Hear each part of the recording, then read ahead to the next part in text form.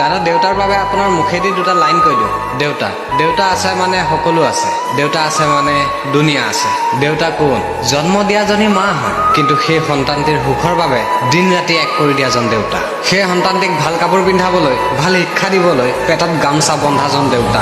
বিপদ লাগিলে যিমানেই ডাঙৰ নহওক কিয়, যাৰ মুখৰ ফালে চাই অনুভৱ কৰিব পাৰো যে মই উদ্ধাৰ হৈ যাম, সেইজনে হ'ল দেউতা। 500 টকীয়া হাজিৰা কৰি সন্তানৰ সুখৰ বাবে 1000 টকাৰ খেলা বস্তু আনি দিয়াজন হ'ল দেউতা। দিনটো কষ্ট কৰি গধূলি সন্তানৰ মুখখন দেখি হাঁহি দিয়াজনেই দেউতা।